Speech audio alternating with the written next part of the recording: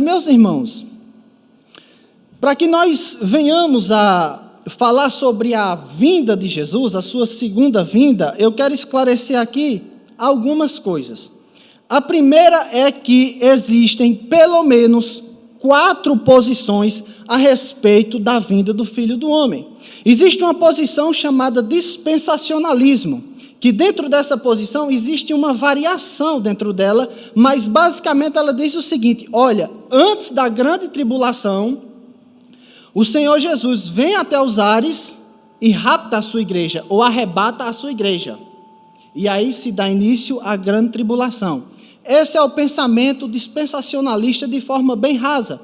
Existe a posição chamada também de pós-tribulacionista, que é aquela a qual diz que Jesus só voltará após a grande tribulação. E ainda também existe uma posição chamada preterismo, que existe o preterismo radical e o preterismo parcial ou moderado. O radical vai dizer que todas as profecias já se cumpriram, Jesus voltou e é isso mesmo. A parcial, no entanto, vai dizer que só falta Jesus voltar. As demais profecias já se cumpriram. No entanto, eu não quero de maneira nenhuma tocar em algumas dessas posições aqui nessa manhã, até mesmo porque não daria tempo. Eu quero apenas se fixar naquilo em que todas essas posições, ou quase todas elas, estão de acordo, estão de mão dadas. Segundo, é preocupante, irmãos, quando nós paramos para pensar de quão esquecido esse tema está do nosso dia a dia, das nossas conversas em casas, das nossas conversas entre irmãos, teólogos, pastores, igrejas, reuniões na família. É impressionante como esse tema está esquecido. E quando eu olho para trás, eu vejo algumas razões pelas quais esse tema está tão esquecido. Uma das razões é que no 3º para o 4º século, a igreja se une ao Estado. E o céu começa a ser aqui na terra, o céu, entre aspas. Isso é um dos motivos pelas quais houve um arrefecimento na expectativa da segunda vinda de Jesus. Quando nós venhamos para o século XX, o século XXI, nosso século, nosso tempo, também existe um grande motivo pelo qual nós esquecemos essa doutrina, que é a questão da teologia da prosperidade. Se nós vamos ser curados aqui, se nós vamos ter uma família completamente abençoada, se nós vamos ter dinheiro, se nós vamos ter todos os nossos desejos satisfeitos aqui, para que céu? Para que eternidade? Para que Jesus? Para que a vida eterna? Esse é um motivo também pelo qual esse tema, esse assunto, está esquecido. E aqui no capítulo 24 de Mateus, eu quero fazer uma divisão bem simples, que é do verso 3 ao verso de número 13, ele fala sobre o princípio das dores. Do verso 15 ao verso de número 35, ele fala a respeito da grande tribulação. E a partir do verso de número 36 em diante, até o capítulo 25, ele vai falar especificamente sobre a vinda de Jesus. E o tema dessa manhã é a segunda vinda de Jesus. E quais lições nós podemos tirar desse texto, nesse contexto, para a nossa vida? Primeira lição está no verso de número 36, aonde Jesus vai dizer: mas a respeito daquele dia e hora, ninguém sabe, nem os anjos e nem o Filho do Homem. Meus irmãos, aqui Jesus evoca o círculo de comunhão mais íntimo de Deus, que são os anjos e Ele mesmo, o próprio Cristo, o próprio Senhor.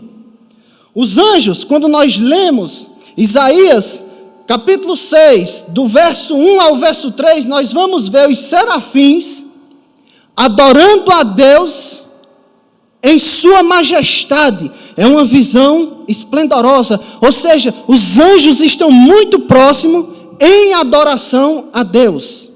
Quando também nós olhamos para Mateus 18, versículo 10, se não me falha a memória, vai dizer que os anjos estão face a face com Deus. Mas diante de tudo isso, Jesus olha e diz: nem os anjos sabem a segunda vinda. Nem o dia, muito menos a hora. E aí Jesus vai adiante e diz: nem o próprio Filho sabe o dia e a hora. Irmãos, aqui a gente precisa entender uma coisa, e eu espero que fique muito claro, que é que Jesus é Deus. Eternamente Deus.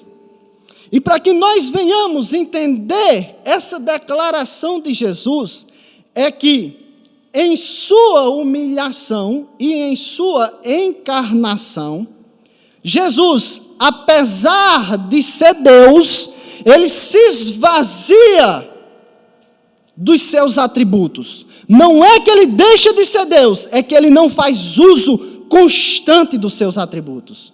Quando nós lemos Filipenses, capítulo 2, dos versos 5 a 7, vai dizer que ele esvaziou-se.